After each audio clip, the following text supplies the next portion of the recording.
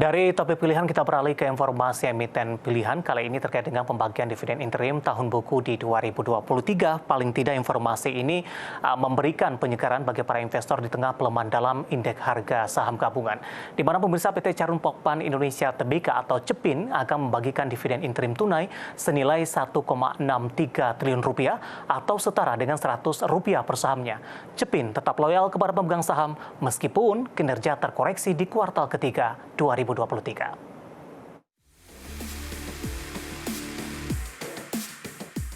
Dikutip dari Keterbukaan Informasi Bursa Efek Indonesia, PT Charon Pokpan Indonesia Tbk atau CPIN, pembagian dividen interim tahun buku 2023 senilai 1,63 triliun rupiah atau setara Rp100 per saham ini sesuai dengan hasil keputusan sirkular Direksi CPIN tanggal 3 November 2023 dan keputusan sirkular Dewan Komisaris CPIN tanggal 6 November 2023.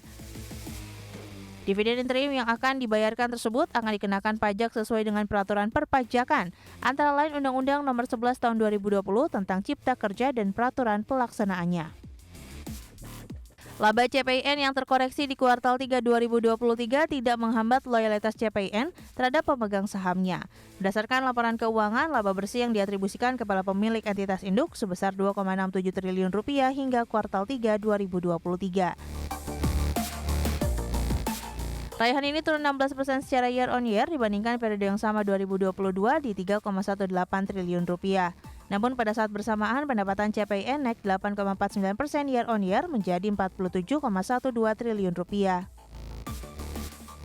Sementara jadwal pembagian dividen interim tahun buku 2023 CPIN untuk cum dividen interim di pasar reguler dan pasar negosiasi 16 November 2023. Ex dividen interim di pasar reguler dan pasar negosiasi 17 November 2023, cum dividen interim di pasar tunai 20 November 2023, ex dividen interim di pasar tunai 21 November 2023. Daftar pemegang saham yang berhak atas dividen interim 20 November 2023 dan pembayaran dividen interim di 29 November 2023. Berbagi sumber IDX Channel. Dari perkembangan fundamental untuk CEPIN, pemirsa, secara teknikal, pergerakan saham CEPIN hari ini mengalami volatilitas yang cukup tinggi, namun masih mampu bertahan di zona hijau, meskipun tekanan dalam untuk indeks harga saham gabungan masih terus berlanjut. Langsung saja kita ke grafis yang pertama, pemirsa, bagaimana pergerakan saham CPIN atau CEPIN di sepanjang perdagangan hari ini. Dibuka di sesi pertama pada pagi tadi di 5.575, level ini mengalami penguatan jika dibandingkan dengan penutupan perdagangan hari sebelumnya, di mana CEPIN ditutup di level 5.550. Kemudian pada pukul 10, penguatan sudah mulai terbatas di 5.550. Namun kondisi berbeda pada pukul 11.30 pada siang tadi, saham CEPIN mengalami kenaikan yang cukup signifikan dan menyentuh di 5.650 dan tampaknya ini merupakan level tertinggi di sepanjang perdagangan hari ini. Dan lagi-lagi kondisi ini tidak berlangsung lama, kemudian saham CEPIN langsung mengalami koreksi yang cukup dalam dan berbalik arah ke zona merah di 5.525. Namun di pembukaan sesi kedua, penguatan kembali terjadi untuk CEPIN di 5.550. Namun di sepanjang sesi kedua, updateannya saham CEPIN kembali mengalami tekanan yang cukup dalam dan sempat tadi menyentuh ke level terendahnya di 5.475. Namun di beberapa menit jelang penutupan, saham CEPIN kembali berbalik ke zona hijau di level 5.600 dengan mengalami penguatan di 0,90%. Kita beralih ke grafis selanjutnya, kita akan coba lihat bagaimana pergerakan saham CEPIN di beberapa bulan terakhir. Dapat Anda saksikan juga grafis di layar televisi Anda, pemirsa. Di 13 April, saham CEPIN masih bergerak di level 4.400-an.